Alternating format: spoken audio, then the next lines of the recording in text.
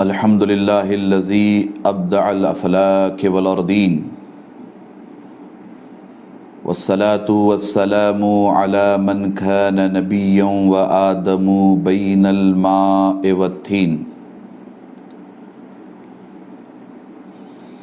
وعلی آلہ الطیبین والطاہرین وصحبہ اجمعین اما بعد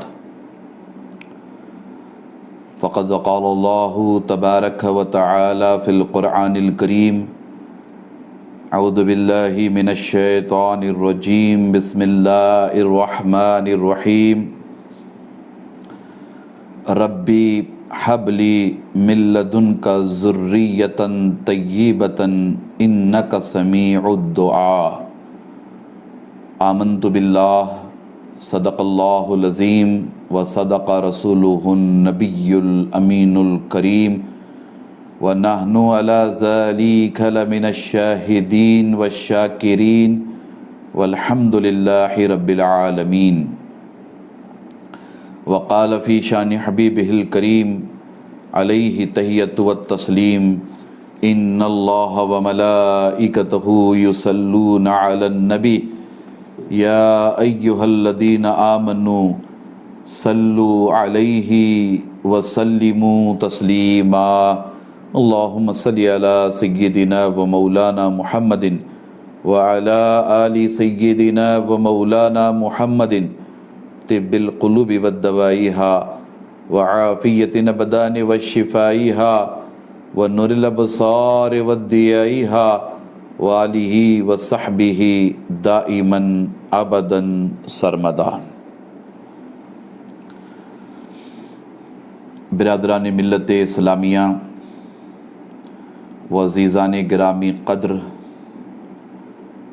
عفت مآب پردہ نشین خواتین امت،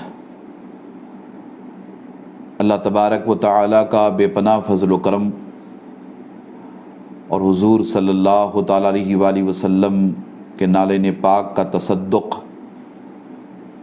جن کی برکتوں اور عنایتوں سے ہم تمام سوشل میڈیا کے ذریعہ دین کی اہم باتیں سننے اور سنانے کے شرف سے بہرہ مند ہیں۔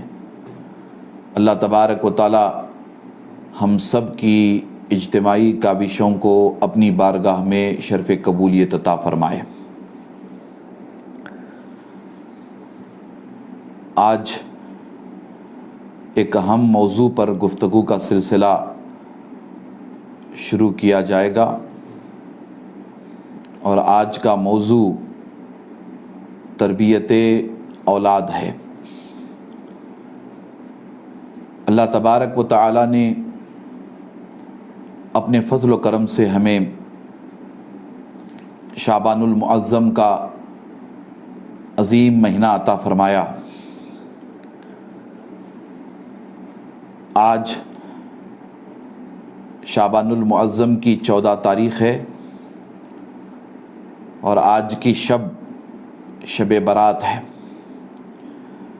ویسے یہ نور علی نور ہے کہ آج کی رات برات کی رات بھی ہے، اور اللہ کے فضل و کرم سے اللہ تبارک و تعالیٰ نے ہمیں شب جمعہ بھی عطا فرمائی ہے۔ یعنی شب جمعہ کی بھی اپنی ایک فضیلت ہے، اور شب جمعہ کے ساتھ ساتھ شب برات بھی ہے، تو یہ دونوں ہمارے لیے نور علی نور کے مصداق ہو گئے۔ آج شب میں انشاءاللہ باذن اللہ شب برات کی مناسبت سے 10:30 بجے رات میں آپ کی خدمت میں پھر انشاءاللہ حاضر ہوں گا۔ کرونا وائرس، اس کے سبب ملک کے حالات ہم سب کے پیش نظر ہیں،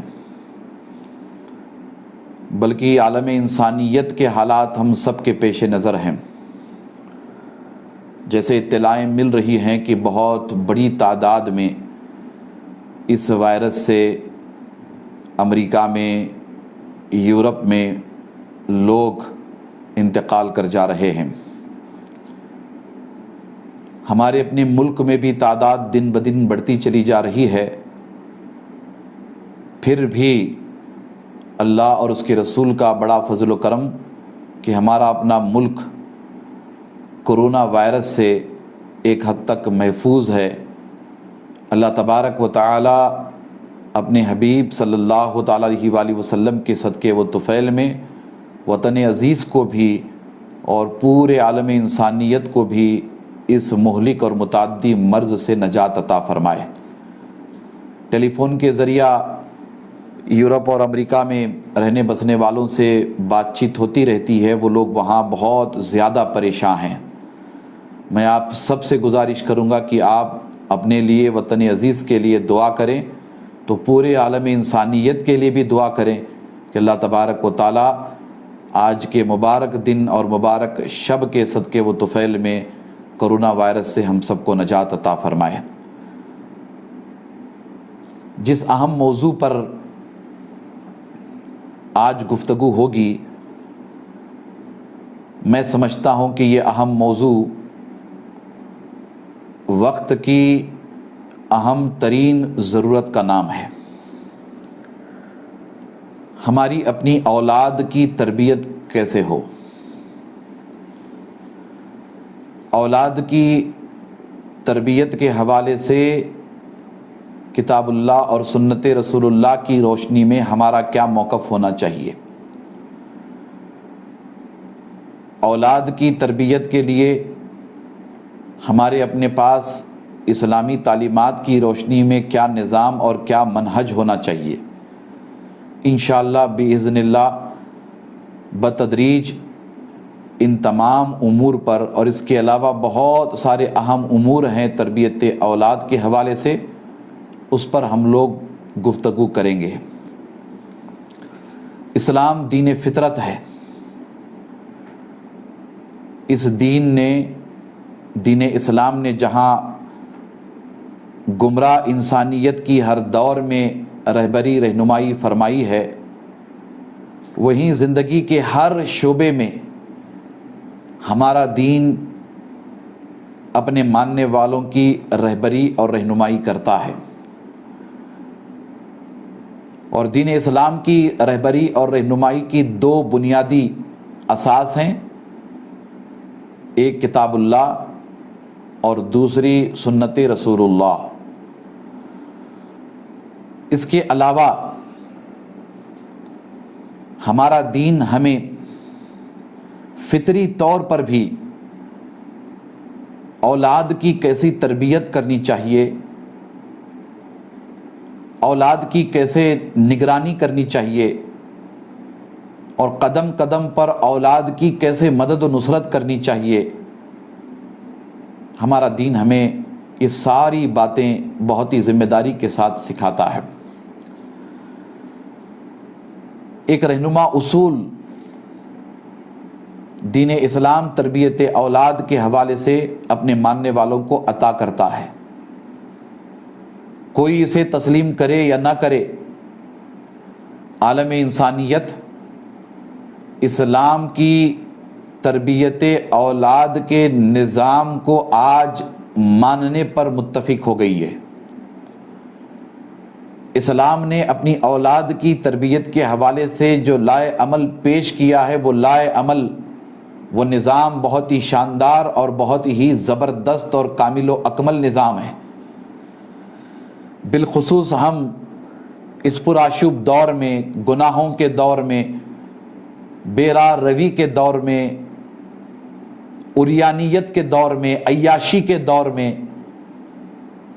اگر ہم اسلام کے عطا کردہ اس نظام پر توجہ کر کے اپنی اولاد کی تربیت کے لیے کمر بستہ ہو جائیں، تو مجھے امید ہے کہ اللہ تبارک و تعالی دین اسلام کی برکتوں سے ہم سب کو سرفراز فرمائے گا۔ تربیت اولاد کے حوالے سے والدین کی بڑی ذمہ داری ہوتی ہے، ماں کی بھی بڑی ذمہ داری اور باپ کی بھی بڑی ذمہ داری ہے۔ دونوں برابر برابر کے ذمہ دار اولاد کی تربیت کے حوالے سے مانے جاتے ہیں، مگر یہ امر مسلم ہے کہ اولاد کی پہلی درسگاہ، اولاد کے لیے پہلا مدرسہ اور اولاد کے لیے پہلی تربیت گاہ ماں کی گود ہوا کرتی ہے۔ ماں کی گود سے بچوں کو جو تعلیم ملتی ہے، اسی تعلیم پر بچوں کے مستقبل کا، بچوں کے اخلاق کا، بچوں کے عادات کا دار و مدار ہوتا ہے۔ ہمیں اس سلسلے میں خصوصی طور پر توجہ کرنے کی ضرورت ہے۔ بلا شبہ اولاد اللہ تبارک و تعالیٰ کا ایک انمول تحفہ ہے۔ جو لوگ اس نعمت سے محروم ہیں، ان کی تڑپ دیکھ کر کے وہ والدین اندازہ لگا سکتے ہیں کہ اولاد اللہ تبارک و تعالیٰ کی کتنی بڑی نعمت کا نام ہے۔ اللہ تبارک و تعالیٰ نے جن والدین کو اولاد کی نعمت سے سرفراز فرمایا ہے، ان والدین کو چاہیے کہ وہ ہمیشہ اللہ تبارک و تعالیٰ کا شکر بجا لاتے رہیں۔ اللہ تبارک و تعالیٰ کے بہترین انعامات میں سے، بہترین اللہ کی بارگاہ سے ملنے والے تحفوں میں سے ایک تحفہ اولاد ہے۔ آپ اولاد کی بہترین تعلیم اور تربیت پر توجہ کریں، اور اولاد کی بہترین تعلیم اور تربیت پر توجہ کی ذمہ داری والدین کی ہے، بالخصوص ماں کی گود پہلی درسگاہ ہے۔ حضور نبی کریم صلی اللہ تعالیٰ علیہ وآلہ وسلم نے ارشاد فرمایا کہ باپ اپنی اولاد کو جو کچھ دیتا ہے، اس میں سے سب سے بہتر عطیہ اولاد کی اچھی تعلیم اور تربیت ہے۔ یا والدین اپنی اولاد کو جو کچھ دیتے ہیں، ان میں سب سے بہترین عطیہ، سب سے بہترین تحفہ اولاد کے لیے تعلیم اور تربیت ہے۔ اگر والدین اپنی اولاد کی اسلامی تعلیمات کے مطابق تربیت کریں تو آج سے 1400 سال قبل حضور نبی کریم صلی اللہ تعالیٰ علیہ وآلہ وسلم نے جو کچھ ہمیں بتایا ہے نیک اور صالح متقی اولاد کے حوالے سے، انشاءاللہ باذن اللہ حضور نبی کریم صلی اللہ تعالیٰ علیہ وآلہ وسلم کی تعلیمات پر اگر ہم عمل کرتے ہوئے اپنی اولاد کی تربیت کریں گے تو یہ اولاد متقی بنے گی، صالح بنے گی، اور ہماری آنکھوں کی ٹھنڈک بنے گی اور آخرت کا سرمایہ بنے گی۔ اولاد کی اچھی تربیت کی جائے، اولاد کو اچھے آداب اور اخلاق حسنہ کی تعلیم دی جائے، عمدہ تعلیم و تربیت کا فائدہ نہ صرف اولاد کو پہنچتا ہے بلکہ والدین اور معاشرہ بھی اس سے مستفید ہوتا ہے۔ اگر ہم اپنی اولاد کو اچھی تعلیم دیتے ہیں، اچھی تربیت دیتے ہیں، اس سے صرف اولاد کا فائدہ ہوتا ہے، بات یہاں تک محدود نہیں رہتی ہے، بلکہ اولاد کے ساتھ ساتھ معاشرے کا بھی فائدہ ہوتا ہے، سوسائٹی کا بھی فائدہ ہوتا ہے۔ اگر ہم اپنی اولاد کو اچھی تعلیم، اچھی تربیت دیتے ہیں تو ہمارے اپنے خاندان میں، بھائیوں میں، بہنوں میں اس کے اچھے اثرات مرتب ہوتے ہیں، پڑوسیوں پر اس کے اچھے اثرات مرتب ہوتے ہیں، دوست احباب رشتہ دار ہیں، اگر ہماری اولاد اچھی تربیت والی ہے، اچھی تعلیم والی ہے، اچھے اخلاق والی ہے تو اس کے اثرات ہر شعبے سے تعلق رکھنے والے لوگوں پر پڑتے ہیں۔ ہمیں اس پر خصوصی توجہ کرنی چاہیے۔ نیک اولاد کی آرزو تمنا اور اس کے لیے دعا انبیاء کرام علیہم السلام بھی کرتے رہے، جیسا کہ میں نے قرآن مجید کی ایک آیت کریمہ خطبہ مسنہ کے بعد تلاوت کی ہے، اس پر میں گفتگو کروں گا۔ حضرت ابراہیم علیہ السلام نے بھی اللہ تبارک و تعالیٰ کی بارگاہ میں نیک اولاد کی دعا فرمائی، عرض کیا رب تبارک و تعالیٰ کی بارگاہ میں کہ ربی حبلی من الصالحین۔ سورۃ صافات میں حضرت ابراہیم علیہ السلام کی یہ دعا موجود ہے، اے میرے رب مجھے نیک اولاد عطا فرما۔ اللہ اکبر۔ والدین کے لیے اللہ تبارک و تعالیٰ کی بہت بڑی نعمت کا نام نیک اولاد ہے۔ میرے الفاظ پر آپ توجہ کریں، صرف اولاد نہیں بلکہ نیک اولاد، اس لیے کہ آج ہم دیکھتے ہیں اس پرآشوب دور میں ہماری اولاد، ہمارے بچے کتنی تیزی کے ساتھ بے راہ روی کا شکار ہوتے چلے جا رہے ہیں۔ معاشرہ کس قدر پراگندہ ہے۔ تعلیمی اداروں سے جیسی امید رکھی جاتی ہے ویسی امید پر ہمارے تعلیمی ادارے اترتے نہیں ہیں۔ ہم اپنے تعلیمی اداروں سے متعلق شکوہ شکایت ظاہری علوم سے متعلق تو کرتے، مگر اس سے بڑا المیہ یہ ہے کہ اخلاق کی تعلیم، بہترین اعمال کی تعلیم تعلیمی اداروں میں نہ کے برابر پائے جاتے ہیں۔ یہ ہمارے لیے بہت بڑا چیلنج ہے۔ اس چیلنج پر توجہ کرتے ہوئے انبیاء کرام علیہم السلام کی دعا پر غور کریں۔ حضرت ابراہیم علیہ السلام اللہ کی بارگاہ میں دعا کر رہے ہیں کہ اے میرے رب مجھے نیک اولاد عطا فرما۔ میرے خطاب پر آپ کی توجہ درکار ہے۔ ابراہیم علیہ السلام جیسا جلیل القدر پیغمبر، خلیل اللہ، جن کی نسلوں میں کئی انبیاء پیدا ہوئے، کئی رسول پیدا ہوئے، معمار کعبہ کا عظیم لقب آپ کو اللہ تبارک و تعالیٰ نے عطا فرمایا۔ کیسی شان، کیسی عظمت حضرت ابراہیم علیہ السلام کی ہے۔ ابراہیم علیہ السلام اللہ تبارک و تعالیٰ کی بارگاہ میں دعا کرتے کہ ربی حب لی من الصالحین، اے میرے رب مجھے نیک اولاد عطا فرما۔ تو ہمیں اللہ کی بارگاہ میں کس قدر تڑپ کر کے اپنی اولاد کے نیک ہونے کی دعا کرنی چاہیے، اس پر غور کیجئے۔ ایک نبی کی تڑپ ایسی ہے تو ہماری تڑپ کیسی ہونی چاہیے، اس پر ہمیں توجہ کرنے کی ضرورت ہے۔ اللہ اکبر۔ حضرت زکریا علیہ السلام نیک اولاد کے لیے اللہ تبارک و تعالیٰ کی بارگاہ میں دعا کرتے ہیں، اے میرے پروردگار مجھے تنہا نہ چھوڑ، تو سب سے بہترین وارث ہے، اور عرض کرتے ہیں کہ تو مجھے اپنے پاس سے وارث عطا فرما جو میرا بھی وارث ہو اور یعقوب کے خاندان کا بھی جانشین، اور اے میرے رب تو اسے مقبول بندہ بنا لے۔ اللہ اکبر۔ انبیاء کرام علیہم السلام کی یہ دعائیں قرآن مجید میں موجود ہیں، ہمیں توجہ کرنے کی ضرورت ہے، اور اپنی اولاد کے لیے اللہ تبارک و تعالیٰ کی بارگاہ میں ہمیں ہمیشہ دعا کرنا چاہیے۔ بلا شبہ اچھی اور نیک اولاد اللہ تبارک و تعالیٰ کی ایک عظیم نعمت ہے، اس پر ہمیں ہمیشہ اللہ تبارک و تعالیٰ کا شکر بجا لانا چاہیے۔ انبیاء کرام علیہم السلام نے اللہ تبارک و تعالیٰ کی بارگاہ میں دعائیں مانگی، اور ان کی دعاؤں کو اللہ تبارک و تعالیٰ نے قرآن مجید میں بیان فرمایا۔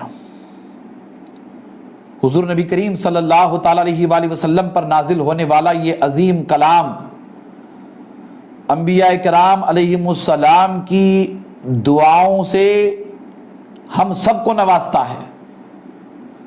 اللہ کا یہ کلام پڑھیں، انبیاء کرام علیہم السلام رب تبارک و تعالیٰ کی بارگاہ میں کیسے دعا کرتے ہیں۔ اللہ اکبر۔ سورۃ آل عمران میں نے ایک آیت کریمہ خطبہ مسنہ کے بعد اس سے تلاوت کا شرف حاصل کیا۔ ربی حب لی من لدنک ذریۃ طیبۃ انک سمیع الدعاء۔ اللہ اکبر۔ پروردگار مجھے اپنے پاس سے نیک اولاد عطا فرما، بے شک تو دعائیں سننے والا ہے۔ حضرت زکریا علیہ السلام نے اللہ تبارک و تعالیٰ کی بارگاہ میں دعا کی۔ اللہ اکبر۔ اللہ تبارک و تعالیٰ کی بارگاہ میں نیک اولاد کی دعا، اور یہ دعا کہ اے اللہ تو دعائیں سننے والا، قبول کرنے والا رب ہے، اے اللہ اپنی بارگاہ سے مجھے نیک اولاد عطا فرما۔ اور پھر اللہ تبارک و تعالیٰ کی بارگاہ میں ایک اور دعا کی گئی، ربی اجعلنی مقیم الصلاۃ ومن ذریتی ربنا وتقبل دعا۔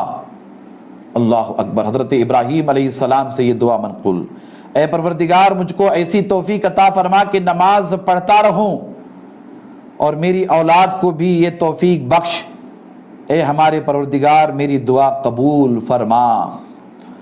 نیک اولاد کی دعا اللہ تبارک و تعالیٰ کی بارگاہ میں، اولاد کے لیے دعا اللہ تبارک و تعالیٰ کی بارگاہ میں، اولاد اچھی ہو، نیک ہو، صالح ہو، متقی ہو، پرہیزگار ہو، اس کے لیے اللہ کی بارگاہ میں دعا۔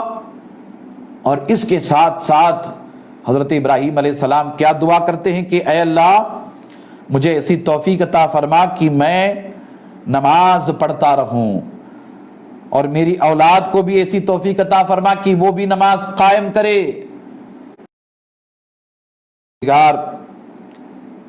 ہماری دعا اپنی بارگاہ میں قبول فرما۔ رب تبارک و تعالیٰ کے حضور یہ بار بار دعا کی جا رہی ہے، اور پھر یہ دعا اللہ تبارک و تعالیٰ کی بارگاہ میں کی گئی کہ ربی لا تذرنی فردا وانت خیر الوارثین۔ اللہ اکبر۔ انبیاء کرام علیہم السلام اللہ کی بارگاہ میں یہ دعا کیا کرتے تھے کہ اے پروردگار مجھے دنیا میں اکیلا نہ چھوڑ، اور تو ہی سب سے بہترین وارث ہے، بہترین وارث عطا کرنے والا ہے۔ اللہ اکبر۔ اللہ تبارک و تعالیٰ ہی اولاد عطا کرنے والا، اور اللہ تبارک و تعالیٰ ہی اولاد کو نیک اور متقی پرہیزگار بنانے والا۔ اس کے لیے ہمیں انبیاء کرام علیہم السلام کے اس طریقے کو قرآن کے ذریعہ بتایا گیا کہ رب تبارک و تعالیٰ کی بارگاہ میں نیک اولاد کے لیے دعا کیا کریں۔ اللہ اکبر۔ انبیاء کرام علیہم السلام اللہ تبارک و تعالیٰ کی بارگاہ میں نیک اولاد کی دعائیں کیا کرتے تھے۔ ہمیں ان انبیاء کرام علیہم السلام کے راستے پر چلتے ہوئے، ان کے طریقے کو اپنا کر، ان کی تقلید کرتے ہوئے رب تبارک و تعالیٰ کے حضور گڑ گڑا کر کے نیک اولاد کے لیے دعا کرنی چاہیے۔ اللہ تبارک و تعالیٰ یقیناً دعاؤں کو سننے والا اور دعاؤں کو قبول کرنے والا رب ہے۔ اللہ اکبر۔ بچے اولاد آزمائش ہیں، ان سے لاپرواہی قطعی طور پر نہیں برتنی چاہیے۔ ایک جگہ اللہ تبارک و تعالیٰ نے بچوں سے متعلق، اولاد سے متعلق بہت ہی واضح طور پر فرمایا، اور میں دو ٹوک گفتگو کروں گا اور توجہ کا طالب بھی ہوں، امید کہ آپ غور سے میرے خطاب کو سماعت کر رہے ہوں گے۔ اولاد جہاں اللہ تبارک و تعالیٰ کی بہت بڑی نعمت ہے، وہیں اولاد آزمائش بھی ہے۔ اللہ تبارک و تعالیٰ کا مقدس کلام ہمیں ارشاد فرماتا ہے، سورۃ انفال کی آیت نمبر 28، اللہ تبارک و تعالیٰ ارشاد فرماتا ہے کہ وَاعْلَمُوا إِنَّمَا أَمْوَالُكُمْ وَأَوْلَادُكُمْ فِتْنَةٌ وَأَنَّ اللَّهَ عِندَهُ أَجْرٌ عَظِيمٌ۔ اللہ اکبر۔ اللہ تبارک و تعالیٰ ارشاد فرماتا ہے کہ اور جان لو کہ تمہارا مال اور تمہاری اولاد تمہارے لیے آزمائش کی چیزیں ہیں، اور اس بات کو بھی جان لو کہ اللہ کے پاس نیکیوں کا بہت بڑا ثواب ہے۔ آزمائش کی چیزیں ہیں، تمہارے لیے فتنہ ہے، فتنہ۔ تمہارا مال بھی تمہارے لیے فتنہ ہے، تمہاری اولاد بھی تمہارے لیے فتنہ ہے۔ اللہ اکبر۔ ہمیں اس پر غور کرنا چاہیے کہ اللہ تبارک و تعالیٰ نے یہ کیوں فرمایا۔ پھر ایک مقام پر رب تبارک و تعالیٰ نے ارشاد فرمایا سورۃ تغابن میں کہ یا ایھا الذین آمنوا انا من ازواجکم و اولادکم عدو لکم فاحذروہم۔ اللہ اکبر۔ بے شک تمہاری بیویوں میں سے اور تمہاری اولاد میں سے بعض تمہارے دشمن ہیں، تم ان سے ہوشیار رہنا۔ اللہ اکبر۔ ایک طرف مال کے لیے فرمایا کہ یہ تمہارے لیے فتنہ ہے، اور دوسری طرف فرمایا کہ اولاد تمہارے لیے فتنہ ہے۔ اور تمہاری اولاد اور تمہاری بیویاں یہ تمہارے دشمن ہیں، اس سے ہوشیار رہنا۔ اللہ اکبر۔ اللہ تبارک و تعالیٰ کا کلام ہماری کیسی رہبری رہنمائی کرتا ہے، ذرا غور کریں۔ جن آیتوں کو میں نے انبیاء کرام علیہم السلام کے حوالے سے، دعاؤں کے حوالے سے تلاوت کی، ان آیتوں کے ذریعہ اولاد تو اللہ تبارک و تعالیٰ کا بہت بڑا انعام، اللہ کی بہت بڑی نعمت ہے۔ نیک اولاد اللہ کی بہت بڑی نعمت ہے۔ اب یہاں مال اور اولاد کو فتنہ قرار دیا جا رہا ہے، دشمن قرار دیا جا رہا ہے۔ یہ وہ اولاد ہے جو نیک نہیں ہے، یہ وہ مال ہے جو مال انسان کو عمل خیر سے دور کر دیتا ہے۔ ایسی دولت، ایسا روپیہ، ایسا پیسہ آپ کے پاس تو بہت کچھ ہے، مگر یہ روپیہ، یہ پیسہ آپ کو دین سے دور کر رہا ہے۔ یہ روپیہ، یہ پیسہ آپ کو اللہ اور اس کے رسول کی اطاعت، فرما برداری سے دور کر رہا ہے۔ یہ دولت آپ کو شریعت کے قوانین سے دور کر رہی ہے، حضور نبی کریم صلی اللہ تعالیٰ علیہ وآلہ وسلم کی سنتوں سے دور کر رہی ہے، نیکیوں سے دور کر رہی ہے، اعمال خیر سے دور کر رہی ہے۔ تو یہ دولت آپ کے لیے فتنہ ہے، یہ دولت آپ کی دشمن ہے۔ ایسے ہی وہ اولاد جس کی ہم تربیت صحیح طور پر نہیں کر پائے، یا ہماری تربیت کے باوجود بھی ہماری اولاد بگڑ گئی، اولاد کی محبت اگر ہمیں دین سے دور کرتی ہے، اولاد کی محبت اگر ہمیں مسجدوں سے، نمازوں سے، قرآن سے دور کرتی ہے، نیکیوں سے دور کرتی ہے، تو قرآن کے اس ارشاد کی روشنی میں، بلکہ ان دونوں آیتوں کے حوالے سے یہ بات ہماری اپنی سمجھ میں آتی ہے کہ یہ ہمارے لیے فتنہ ہے۔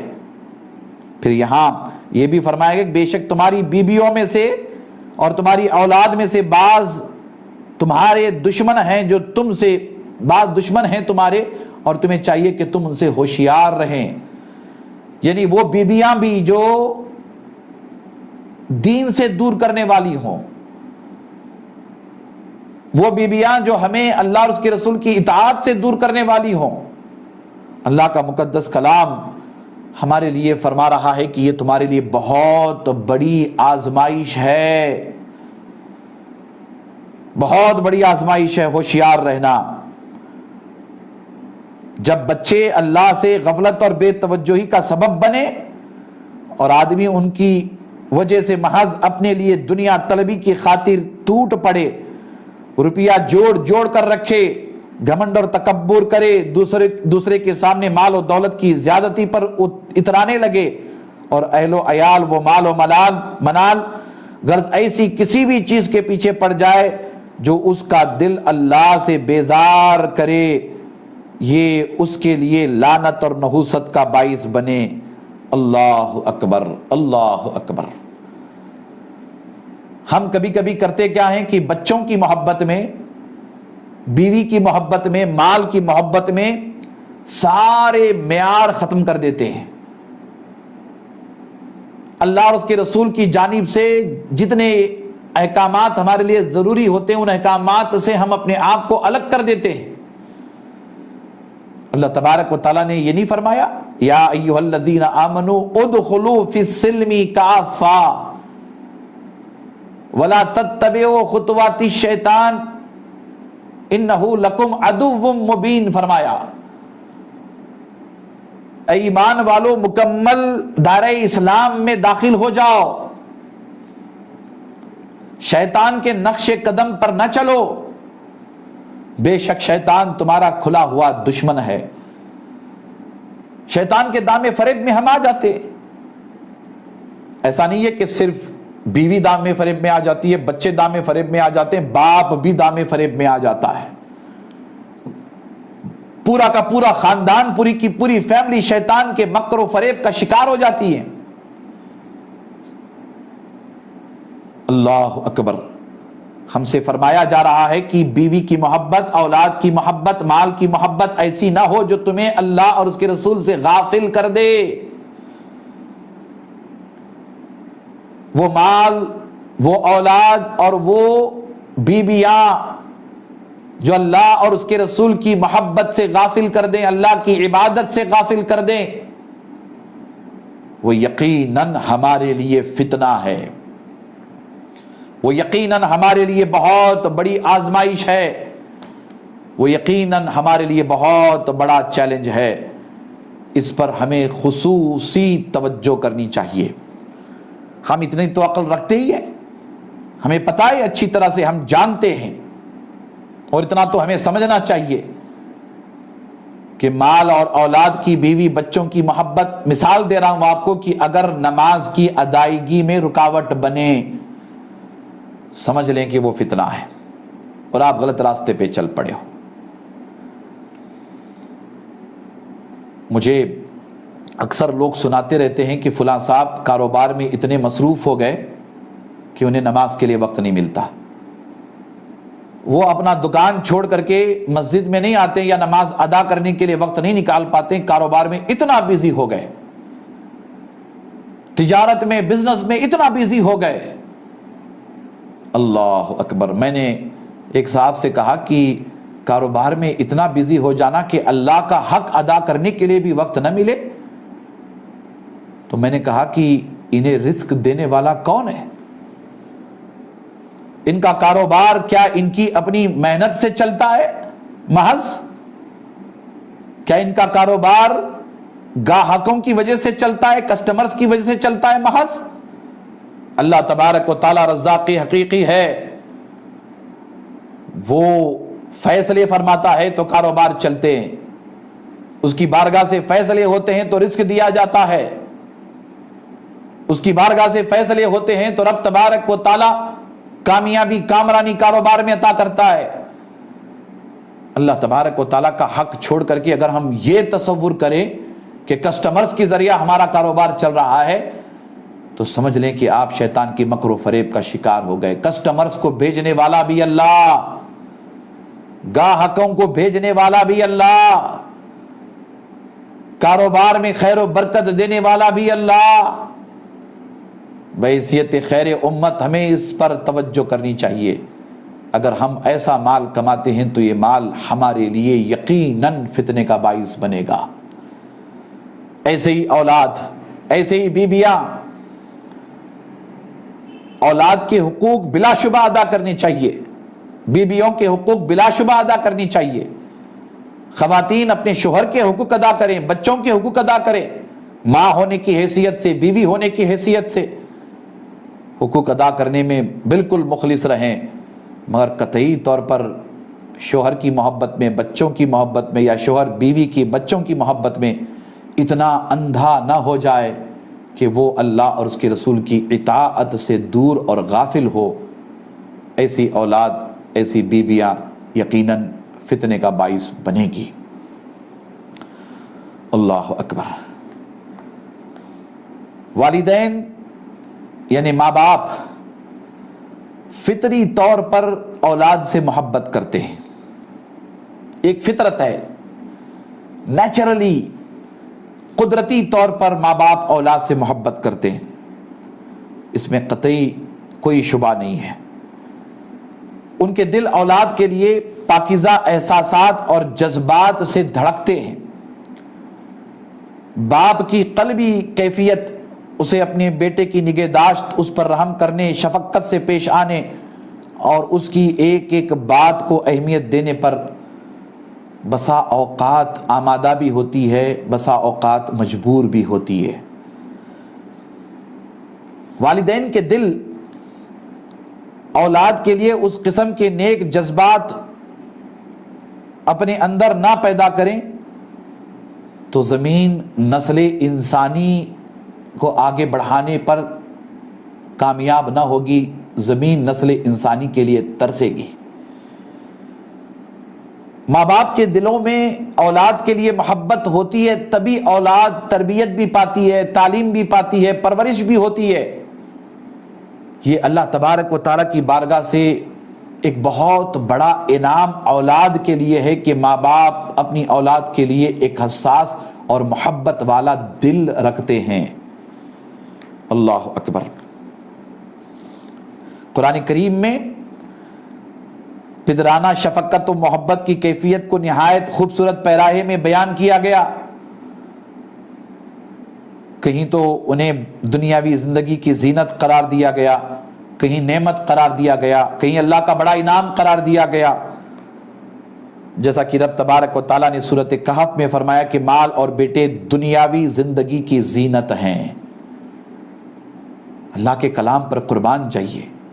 وہ مال فتنہ ہے جو اللہ تبارک و تعالیٰ کی اطاعت سے، اللہ کے رسول کی اطاعت سے روکتا ہے، مگر یہ اللہ فرماتا ہے کہ یہ مال تمہارے لیے دنیاوی زندگی کی زینت ہے۔ کون سا مال؟ جو مال اللہ اور اس کے رسول کی اطاعت سے نہ روکے۔ وہ اولاد و بیویاں یقیناً فتنہ اور آزمائش ہیں جو اللہ اور اس کے رسول کی اطاعت سے روکے، مگر وہ اولاد اور وہ بیویاں اللہ تبارک و تعالیٰ کے انعامات سے ہیں اور وہ زندگی کی زینت ہیں۔ اور کہیں اولاد کو اللہ کی عظیم نعمت کہا گیا جس پر اللہ پاک کا شکر ادا کرنا چاہیے، جیسے اور ہم نے اموال اور بیٹوں کے ذریعہ تمہاری مدد کی اور تمہاری نفری بڑھا دی، یہ اللہ تبارک و تعالیٰ نے فرمایا۔ اللہ تبارک و تعالیٰ نے ایک جگہ فرمایا کہ اولاد کو آنکھوں کی ٹھنڈک قرار دیا گیا، بشرطے کہ وہ متقی اور پرہیزگار رہے۔ اللہ کے بندے وہ ہیں جو دعا کرتے ہیں کہ اے ہمارے رب ہمیں ہماری بیویوں اور اولادوں کی طرف سے آنکھوں کی ٹھنڈک عطا فرما اور ہمیں متقی لوگوں کا پیشوا امام بنا دے۔ سورۃ فرقان میں یہ خوبصورت تذکرہ ملتا ہے۔ قرآن مجید آپ پڑھیں گے تو یہ اللہ کا کلام دل نشیں انداز میں، دل نواز انداز میں کیسی کیسی عظیم بشارتیں ہمیں دیتا ہے۔ قدم قدم پر اللہ کا یہ کلام ہماری آپ کی رہبری اور رہنمائی کرتا ہے۔ کس قدر شاندار طریقے پر رب تبارک و تعالی اولاد سے متعلق، مال سے متعلق، اپنی بیویوں سے متعلق ہمیں کلام فرما رہا ہے۔ اللہ اکبر۔ اللہ کی بارگاہ میں ہمیشہ ہمیں دعا کرنی چاہیے اور رب کی بارگاہ میں اس بات کو بار بار مناجات کے ذریعہ مانگنا چاہیے کہ اللہ ہمیں نیک اولاد عطا فرما، متقی اولاد عطا فرما، پرہیزگار اولاد عطا فرما۔ کبھی کبھی ہوتا کیا ہے کہ والدین نیک ہوتے ہیں اور اولاد بری نکل جاتی ہے۔ والدین کا نیک ہونا اور اولاد کا گناہگار ہونا، یا اولاد کا برا ہونا، یا اولاد کا بگڑ جانا، یہ ایک بہت بڑا صدمہ ہے والدین کے لیے، بہت بڑا صدمہ۔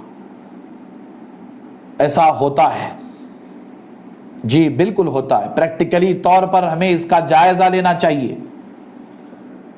اس حقیقت سے ہم اپنے آپ کو کبھی فراموش نہیں کر سکتے، کبھی دور نہیں کر سکتے۔ ماں باپ نیک ہوتے ہیں، پرہیزگار ہوتے ہیں، اولاد بگڑ جاتی ہے۔ جی یہ سچائی ہے، میں نے پہلے ہی کہا آپ سے کہ ہم دین فطرت کے ماننے والے، اور اسلام دین فطرت ہے، فطرت اور نیچر کے مطابق ہمیں تعلیم دیتا ہے۔ مکمل دین از اول تا آخر ہمیں فطرت کے مطابق عمل کرنے کی دعوت دیتا ہے۔ اللہ اکبر۔ ایسا ہوا ہے۔ اسلامی تربیت کا انداز کیا ہے جو بڑا مؤثر اور بہت ہی نافع اور بہت ہی مددگار، ماں باپ اس پر عمل کرتے ہیں اور اس پر عمل کرنے کے باوجود بھی اولاد بے راہ روی کا شکار ہو جاتی ہے۔ جی انبیاء کی اولاد انبیاء کے ہاتھوں سے نکل گئی، آپ تعجب کریں گے۔ نبیوں کی اولاد جی وہ بگڑ گئی، وہ کافر ہو گئی، وہ رائے راست سے ہٹ گئی۔ اولیاء کرام کی اولاد وہ رائے راست سے ہٹ گئی۔ ہم دیکھتے ہیں صحابہ کی اولاد وہ رائے راست سے ہٹ گئی۔ والدین تو نیک ہیں، نبی ہیں، اس سے بڑھ کر کے اور کیا بات چاہیے؟ صحابی ہیں، اس سے بڑھ کر کے اور کیا بات چاہیے؟ ولی ہیں، اس سے بڑھ کر کے اور کیا بات چاہیے؟ مگر دیکھا گیا کہ ان کی اولاد بھی بے راہ روی کا شکار ہو گئی۔ اللہ اکبر۔ حضرت نوح علیہ السلام کا بیٹا کیا حضرت نوح علیہ السلام کی تعلیمات سے دور نہیں ہو گیا؟ حضرت ابراہیم علیہ السلام کا چچا کیا بے راروی کا شکار نہیں ہو گیا؟ خاندان میں رہ کر کے حضور نبی کریم صلی اللہ تعالی علیہ وآلہ وسلم کے چچا، کیا ہم ابو لہب کا تذکرہ نہیں سنتے؟ کیا ہم ابو جہل کا تذکرہ نہیں سنتے؟ یہ بات ہمیں اچھی طرح سے جان لینی چاہیے۔ اللہ تبارک و تعالیٰ ان کے لیے فیصلہ فرمایا ہے، یہ بات اپنی جگہ اٹل ہے، حق ہے۔ ایسا کیوں ہوتا ہے؟ خاندان اچھا ہے، ماں باپ اچھے ہیں، نیک ہیں، پرہیزگار ہیں، مگر اولاد بگڑتی ہے۔ پہلی وجہ یہ ہے اس میں ہم اللہ تبارک و تعالیٰ کی مرضی کو مقدم جانیں۔ اللہ کی مرضی ہے، اللہ کے فیصلے ہیں، پہلی بات۔ اور دوسری بات کہ ہم نے اپنی اولاد کی صحیح تربیت کہیں نہ کہیں سے نہیں کی ہے۔ ہم نیک ہیں، پرہیزگار ہیں، متقی ہیں، نمازی ہیں، روزہ رکھنے والے ہیں، روزے دار ہیں، حاجی ہیں، جی سب کچھ ہیں، مگر ہم نے اپنی اولاد کی صحیح تربیت نہیں کی۔ کہیں نہ کہیں سے ہم بھی اس کے ذمہ دار ہیں اگر اولاد بگڑتی ہے۔ اللہ اکبر۔ اس کے لیے ہمیں مکمل طور پر اسلام کی تربیت اولاد کا جو نظام ہمیں آپ کو عطا کیا گیا ہے، جو سسٹم ہمیں آپ کو عطا کیا گیا ہے، اسے ہمیں فالو کرنا چاہیے۔ اس لیے کہ آج کی تاریخ میں 2020 کی ہم بات کریں، کرونا وائرس کے دور کی ہم بات کریں، تو 99% والدین نیک اولاد کے لیے تڑپتے رہتے ہیں۔ 99% والدین اچھی اولاد کے لیے بے چین، بے قرار رہتے ہیں۔ آپ غور کریں اور توجہ کریں۔ میں نے بہت ہی سوچ سمجھ کر کے اس موضوع کا انتخاب کیا ہے۔ اصلاح معاشرہ کے حوالے سے تربیت اولاد، یہ موضوع بہت ہی سوچ سمجھ کر کے میں نے اختیار کیا ہے کہ اس پر تفصیلی گفتگو ہونی چاہیے، اس لیے کہ یہ وقت کی اہم ترین ضرورت ہے۔ اولاد کی تربیت کے لیے نظام کتاب اللہ، سنت رسول اللہ کی روشنی میں ہمارے پاس موجود ہے۔ صحابہ کرام، صحابیات، ازواج مطہرات، اہل بیت اطہار، ائمہ اہل بیت، اولیاء کرام، صالحین کی ساری باتیں، حکایتیں، روایتیں ہمارے سامنے موجود ہیں۔ ان سب پر گفتگو ہوگی انشاءاللہ تعالی، اور مجھے امید ہے کہ اولاد کی تربیت کے حوالے سے آپ میری گزارشات پر خصوصی توجہ کریں گے انشاءاللہ تعالی۔ حضور نبی کریم صلی اللہ تعالی علیہ وآلہ وسلم کی حدیث پاک، یعنی تربیت اولاد، حضور نبی کریم صلی اللہ تعالی علیہ وآلہ وسلم کے مقدس ارشادات کی روشنی میں سماعت کریں۔ طویل گفتگو ہے، سلسلہ بھی جاری رہے گا انشاءاللہ تعالی، اس پر آپ غور کریں۔ حضرت معقل بن یسار رضی اللہ تعالی عنہ صحابی رسول روایت کرتے ہیں کہ رسول اللہ صلی اللہ تعالی علیہ وآلہ وسلم نے فرمایا کہ ایسی عورت سے نکاح کرو جو محبت کرنے والی ہو اور بچے جننے والی ہو، کیونکہ میں تمہاری زیادتی سے دوسری امتوں پر فخر کروں گا کہ میری امت اتنی زیادہ ہے۔ کیا معنی مطلب ہوا؟ کہ ایسی عورت سے نکاح کرو جو محبت کرنے والی ہو۔ سٹیپ بائی سٹیپ ایک ایک چیز پر توجہ کریں، یعنی تربیت اولاد کا جو معاملہ ہے وہ بنیادی طور پر کن کن باتوں کی طرف ہمیں متوجہ کرانا چاہتا ہے۔ سب سے پہلے حکم دیا جا رہا ہے کہ ایسی عورت سے شادی کرو، نکاح کرو جو محبت کرنے والی ہو۔ اللہ اکبر، اللہ اکبر۔ ہم نے لفظ محبت کو دنیاوی اعتبار سے بس میاں بیوی کی محبت کے حد تک رکھا ہے، نہیں، فطری طور پر جس عورت میں محبت کی نعمت ودیت کر دی گئی ہو،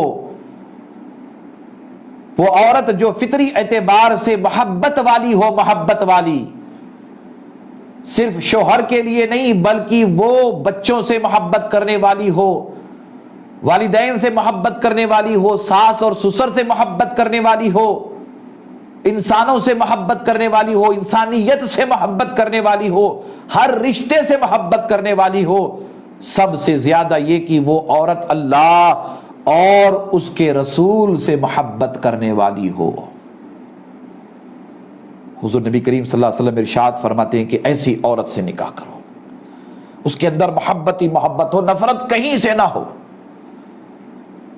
تربیت اولاد کے حوالے سے یہ بنیادی باتیں جو میں آپ کے سامنے احادیث رسول اللہ صلی اللہ علیہ وسلم کی روشنی میں عرض کر رہا ہوں، توجہ فرمائیے۔ حضور فرماتے ہیں کہ ایسی عورت سے نکاح کرو جو محبت کرنے والی ہو اور بچے جننے والی ہو۔ اللہ اکبر، کتنا آفاقی پیغام ہے۔ صحت مند عورت سے نکاح کرو، صحت مند عورت سے نکاح کرو جو عورت بچے جننے والی ہو، بچے پیدا کرنے والی ہو۔ فطری طور پر ہر شوہر کو، ہر مرد کو یا اس کے گھر والوں کو یہ خواہش ہوتی ہے کہ اس کے بیٹے کی اولاد ہو، اس کا انکار نہیں کیا جا سکتا۔ نیچرلی نکاح کے بعد سب کی آرزو تمنا ہوتی ہے خاندان والوں میں کہ خاندان کا چشم و چراغ آ جائے، ماں باپ کی بھی خواہش ہوتی ہے کہ اولاد اللہ عطا فرمائے۔ اللہ کے رسول صلی اللہ علیہ وسلم ارشاد فرماتے ہیں کہ ایسی عورت سے نکاح کرو جو بچے جننے والی ہو۔ اللہ اکبر، اس میں بڑی حکمتیں، حضور کے اس ارشاد میں بہت سارے راز پوشیدہ ہیں، اس پر ہمیں غور کرنا چاہیے۔ صحت مند عورت، بچے جننے والی عورت، اس سے نکاح کرنے کا حکم دیا جا رہا ہے۔ اس میں غلبہ اسلام کا عظیم راز پوشیدہ ہے۔ اللہ اکبر۔ یہ اور بات ہے کہ جس دور سے ہم گزر رہے ہیں، یہ دور نسل بندی کا دور، فیملی پلاننگ کا دور، وہ ہم دو ہمارے دو والا دور، بلکہ ہم دو ہمارے دو، یہ تصور بھی تقریباً ختم ہو گیا، ہم دو ہمارے ایک۔ بلکہ جو ماڈرن اور الٹرا ماڈرن لوگ ہیں وہ شادی کر لیتے ہیں اور کہتے ہیں کہ بچوں کی قطعی ضرورت نہیں ہے، مگر وہ لوگ فطرت سے بغاوت کر رہے ہیں، وہ عین فطرت کے مطابق فیصلہ نہیں کر پا رہے ہیں۔ اللہ کے رسول صلی اللہ علیہ وسلم فرماتے ہیں کہ زیادہ بچے جننے والی عورت سے، صحت مند عورت سے نکاح کرو۔ کیسی حکمت اس میں پوشیدہ ہے۔ پوری دنیا میں آج میجورٹی اور مائنورٹی کا فتنہ ہے، یہ میجورٹی میں ہے، یہ مائنورٹی میں ہے، یہ میجر کمیونٹی ہے، یہ مائنر کمیونٹی ہے۔ زیادہ دور جانے کی ضرورت نہیں ہے، ہمارے وطن کو ہی دیکھ لیجئے، میجورٹی اور مائنورٹی کا فرق کتنا بڑا ہے۔ میرا پیغام اگر ذمہ داری کے ساتھ آپ لوگ سماعت کر رہے ہیں، ذمہ دار نوجوان لڑکے، ذمہ دار نوجوان لڑکیاں، ذمہ دار فیملی، ذمہ دار والدین، شادی شدہ لوگ، اللہ کے رسول صلی اللہ علیہ وسلم کے اس فرمان پر غور کریں۔ اولاد اللہ تبارک و تعالی عطا فرمائے اور اولاد کا سلسلہ جاری رہے تو آپ اس میں قطعی طور پر فطرت کے خلاف بغاوت نہ کریں۔ رزاق اللہ ہے۔ بعض لوگ کہتے ہیں کہ نہیں، بچے زیادہ ہوں گے تو ان کی پرورش نہیں ہوتی ہے، بعض لوگ کہتے ہیں بچے زیادہ ہوں گے تو تعلیم صحیح نہیں ہو پاتی ہے۔ میں ایسی لوگوں کی سوچ پر لعنت بھیجتا ہوں، لعنت۔ ہوش میں آؤ، اللہ کے رسول صلی اللہ تعالی علیہ وآلہ وسلم کے فرمان سے بڑھ کر کے تمہاری سوچ ہے۔ وہ لوگ جن کے پاس اولاد نہیں ہے، اولاد کی نعمت سے وہ محروم ہے، مگر بھوک مری کا شکار ہے۔ اولاد ہے ہی نہیں، بچے ہیں ہی نہیں، مگر بھوک مری کا شکار ہے، تو ان کے پاس بھوک مری کہاں سے آ گئی؟ اللہ کا بڑا فضل و کرم ہے، ہم اللہ اور اس کے رسول کے کلام پر ایمان رکھتے ہیں۔ اللہ اگر اولاد میں برکتیں عطا فرما رہا ہے تو اللہ تبارک و تعالیٰ کی بارگاہ سے ملنے والی برکتوں پر افسوس نہ کریں، افزائش نسل اس پر دھیان کرتے ہوئے اس میں غلبہ اسلام کی جو حکمتیں پوشیدہ ہیں ان حکمتوں پر توجہ کریں۔ پوری دنیا میں کھیل جناب والا ایک اعتبار سے عدد کا چل رہا ہے، تعداد کا چل رہا ہے، نمبرز کا چل رہا ہے، اس پر بھی ہم غور کریں گے اور توجہ کریں گے۔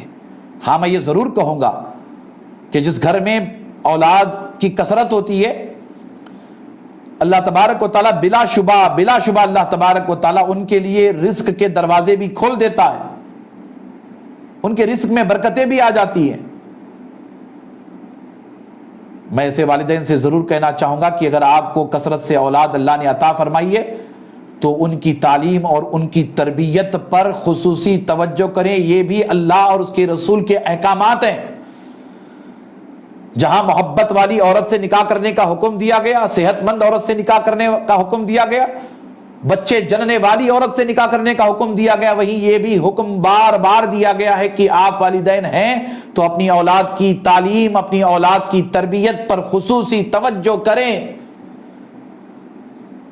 دیکھ لیں اللہ تبارک و تعالیٰ کیسی خوشیاں عطا فرماتا ہے، کیسی خوشیاں عطا فرماتا ہے۔ مجھے امید ہے کہ میری گزارشات پر آپ توجہ کر رہے ہوں گے۔ حضور نبی کریم صلی اللہ تعالیٰ علیہ وآلہ وسلم کا ارشاد کہ بچے جننے والی عورت ہو، کیونکہ میں تمہاری زیادتی سے دوسری امتوں پر فخر کروں گا کہ میری امت اتنی زیادہ ہے۔ اللہ اکبر۔ اولاد کی زیادتی عیب نہیں ہے، اولاد کا زیادہ ہونا معیوب بات نہیں ہے، شرم کی بات نہیں ہے۔ ان تمام بکھیڑوں کو نکال کر کے پھینک دیجئے، حضور نے خود فرمایا ہے۔ اور حضور کی خواہش کیا ہے کہ میں دیگر انبیاء کی امتوں پر فخر کروں اپنی امت کے حوالے سے کہ میری امت زیادہ ہے، میری امت زیادہ ہے۔ کوئی مانے نہ مانے، وہ آرزو، وہ تمنا جو حضور نے فرمائی ہے اپنی امت کے حوالے سے وہ پوری ہو کر رہے گی۔ حضور کی امت کا غلبہ ہوگا، یقیناً ہوگا۔ قوانین بنانے والے قوانین بناتے رہیں، پابندی لگانے والے پابندی لگاتے رہیں، دنیا بھر میں ماڈرن، الٹرا ماڈرن سوچ والے بھی پیدا ہوں، یورپ امریکہ کی تقلید کرنے والے بھی پیدا ہوں، اس سے کچھ فرق پڑنے والا نہیں۔ اللہ کے رسول صلی اللہ تعالیٰ علیہ وآلہ وسلم نے یہ آرزو تمنا کی ہے کہ میں فخر کروں دوسری امتوں پر کہ میری امت زیادہ ہو۔ ظاہر سی بات ہے کہ یہ کثیر العیال ہوں گے تبھی ہم حضور نبی کریم صلی اللہ تعالیٰ علیہ وآلہ وسلم کی اس آرزو، اس خواہش مبارکہ کو پوری کر پائیں گے۔ حضور نبی کریم صلی اللہ علیہ وسلم کا یہ ارشاد ہمارے لیے بڑی اہمیت رکھتا ہے، بڑی اہمیت رکھتا ہے۔ یہ بھی سچائی ہے، یہ سچائی روز روشن کی طرح عیاں، جیسے دن کا سورج ہمارے سامنے ہوتا ہے آفتاب نصف النہار، ویسے یہ سچائی ہے کہ پوری دنیا میں مظالم مسلمانوں پر ڈھائے جاتے ہیں، مسلمانوں کو ظلم اور زیادتی، بربریت، تشدد کا شکار بنایا جاتا ہے۔ برما میں روہنگیا مسلمانوں کے ساتھ جو کچھ معاملات ہوتے رہے ہیں وہ ہماری اپنی نظروں کے سامنے، ہم جانتے ہیں اچھی طرح سے۔ گاجر مولی کی طرح برما کے مسلمانوں کو کاٹا گیا، زندہ جلایا گیا برما کے مسلمانوں کو۔ فلسطین میں اسلام دشمنی اتنی بڑھتی چلی جا رہی ہے، پچھلے کئی سالوں سے فلسطینیوں کی نسل کشی کا سلسلہ جاری ہے۔ یہود و نصارہ صہیونی قوتیں دن بدن اسلام اور مسلمانوں کے خلاف سازشیں کر کے گاجر مولی کی طرح مسلمانوں کو کاٹنے کے کام میں لگے ہوئے۔ کرونا وائرس کا سہارا لے کر کے، کرونا وائرس کا بہانہ بنا کر کے ہمارے ملک میں بھی فرقہ پرست قوتیں، دجال اور شیطان مسلمانوں کو گولی مارنے کی بات کرتے ہیں۔ کیا ہم موب لنچنگ کے واقعات بھول جائیں؟ کیا ہم فسادات میں مسلمانوں کو نشانہ بنانے کے منصوبے، ناپاک منصوبے بھول جائیں؟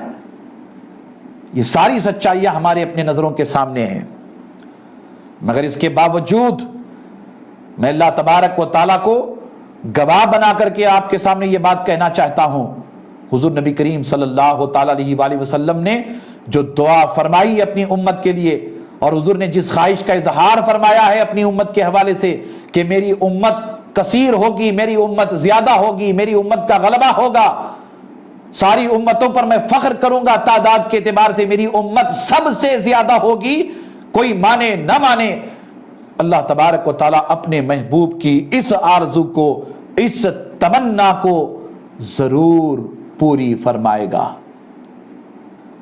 یہی آرزو ہے تعلیم قرآن عام ہو جائے، ہر ایک پرچم سے اونچا پرچم اسلام ہو جائے۔